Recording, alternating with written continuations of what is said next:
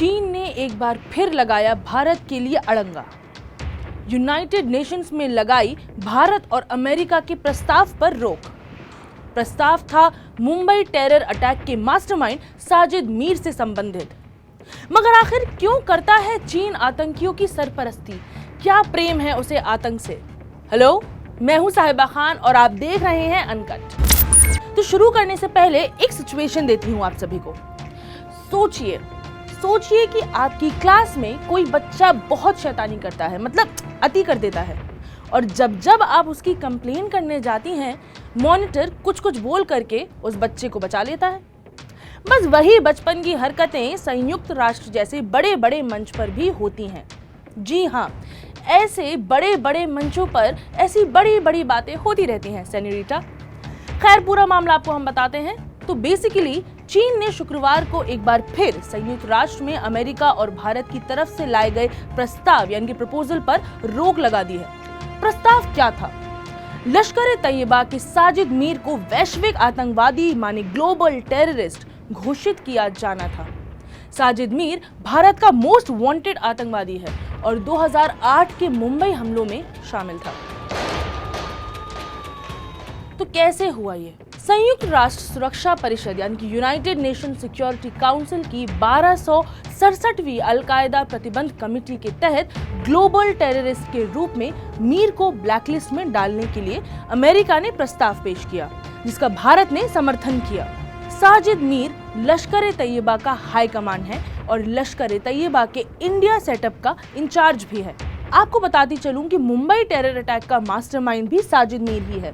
मीर अब तक के सबसे बड़े विदेशी लश्कर-ए-तैयबा आतंकी हमले के लिए जिम्मेदार है, जिसकी वजह से भारत समेत कई और देशों के नागरिकों की मौत हुई थी।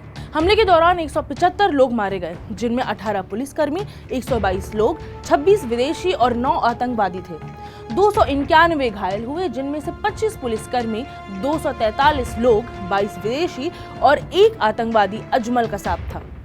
मीर नवंबर 2008 के मुंबई आतंकी हमलों के लिए लश्कर-ए-तैयबा का प्रोजेक्ट मैनेजर था। उसी ने सैटेलाइट फोन के जरिए हमले में शामिल आतंकियों को ऑपरेशन के दौरान बंधकों को मारने का निर्देश दिया था। कहते हैं कि उसने भारत में लश्कर के गुर्गों को भी लॉन्च करने में मदद की थी, उसमें बहुत बड़ी भूमिका निभाई थी। मगर चीन को क्या दिक्कत है? वो बार क्यों भारत के आतंक विरोधी प्रस्तावों में अड़ंगा डालता है? अब सीन ये है कि पाकिस्तान चीन का है खास। वही दुश्मन का दुश्मन हमारा दोस्त, चाहे कितनी ही बेसिर पैर की दोस्ती हो, बॉन्ड करने के लिए कुछ तो मिलेगा ही।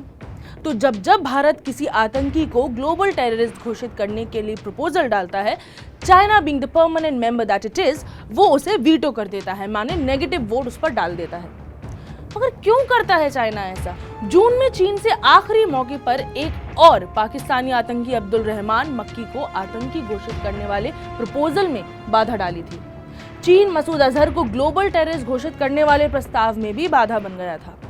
मसूद को साल 2019 में हुए पठानकोट आतंकी हमले के बाद से ग्लोबल टेररिस्ट घोषित करने की कोशिश की गई थी, लेकिन साल 2019 में पुलवामा आतंकी हमले के बाद ही उसे ग्लोबल टेररिस्ट घोषित किया जा सका था।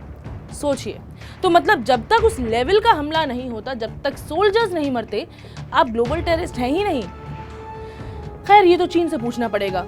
फिलहाल देखना यह होगा कि शंघाई कोऑपरेशन ऑर्गेनाइजेशन समिट यानी कि एससीओ के बाद क्या चीन और भारत के रिश्तों में नरमी आएगी, या फिर वर्ल्ड डिप्लोमेसी को दरकिनार कर फिर चीन भारत के प्रपोजल्स और बाकी कोशिशों में अड़ंगा डालता है। आपको क्या लगता है, चीन कभी सुधरेगा? बताने के लिए हमें कमेंट करें। ये वीडियो पसंद आया हो तो लाइक, शेयर एंड सब्सक्राइब करें। आप मुझे ट्वीट भी कर सकते हैं @झांसी से रानी पर। फिलहाल मुझे दे इजाजत। मैं हूं साहिबा खान और आप देख रहे हैं अनकट।